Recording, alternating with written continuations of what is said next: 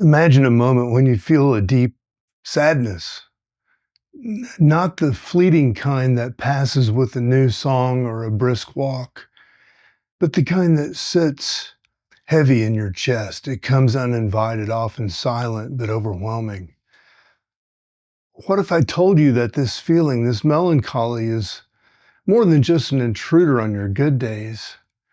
What if I told you it holds the seed of your greatest creative potential? I'm Mark Roach.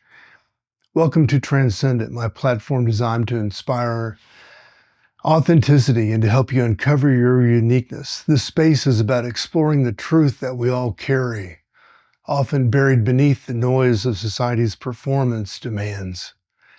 My own perspective has been shaped across a wide spectrum of experiences, mystical studies, creative pursuits, to mentorships with icons in business and in sports. This channel isn't about adding another layer to your life. It's about peeling back the layers that you find until you find what's real, what's raw, and what's uniquely yours. Today, I want to explore how your melancholy might just be the key to that authenticity. Sadness often gets a bad rap. It's something that we're taught to try to fix or to distract ourselves from. We hustle to replace it with happiness or numb it, afraid of what's sitting with it might reveal. But what if instead of running from it, we leaned into it and listened? According to Ra Uru Hu's work in Rave Cosmology VIII, a sadness is not just a feeling, but a frequency shift in your body. It's the residue of change, a pulse of energy that, if recognized and used, can become deeply creative. Creativity isn't limited to painting or writing or traditional art forms. It's what you do when you take the raw material of your life and mold it into something meaningful.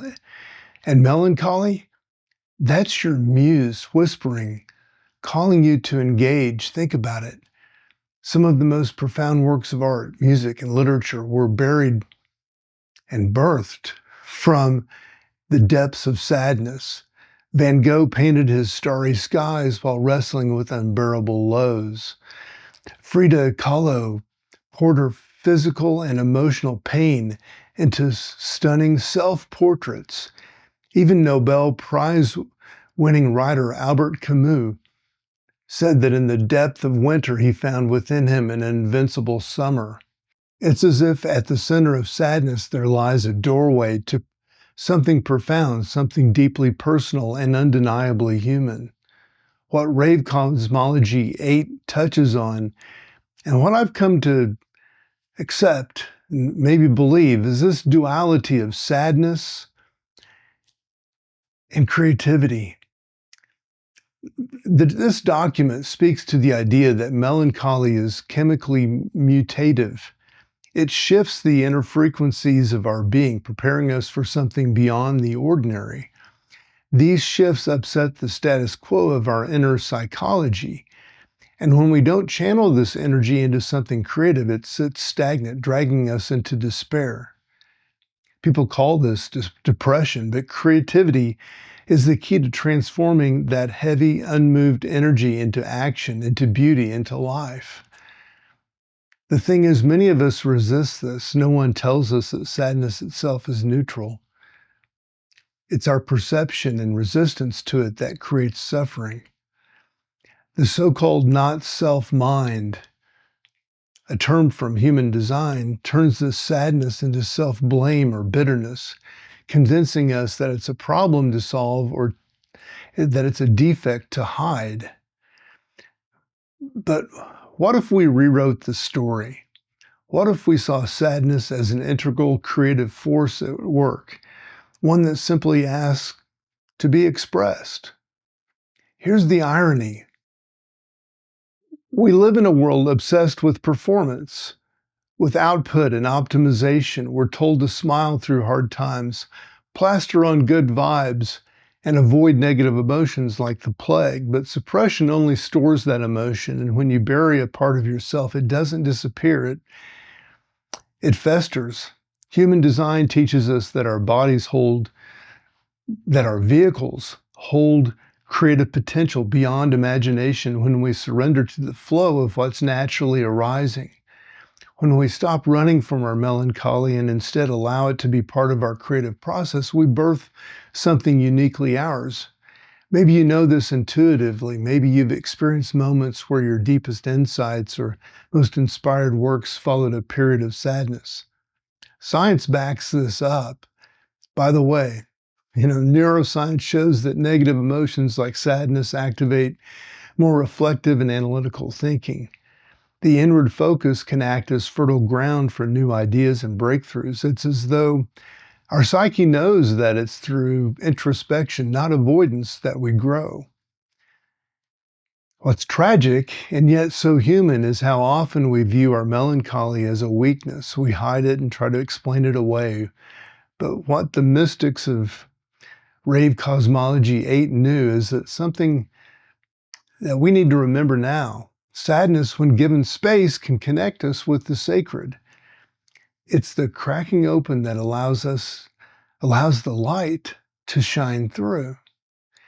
It's the muse that reminds us that we're alive and we're capable of creating, not despite our deepest feelings, but because of them. This doesn't mean the process is easy or that the transformation happens overnight. Living a creative life requires a radical honesty, courage, and surrender, but the rewards are profound. Imagine taking the heaviest moments of your life and pouring them into something that heals, not just you, but heals others who witness it.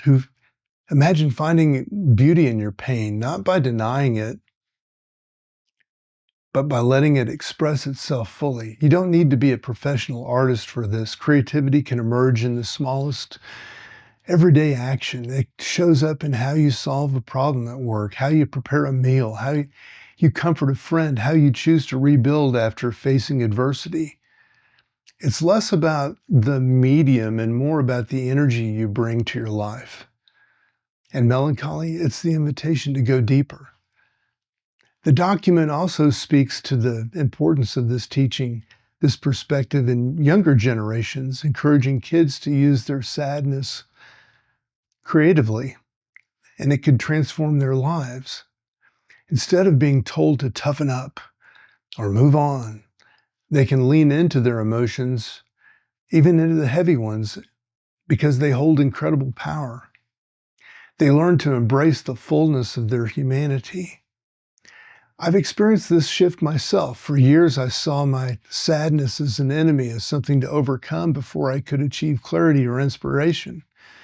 But when I began allowing it to exist without judgment, everything changed. It was no longer a block to my creativity, but its fuel.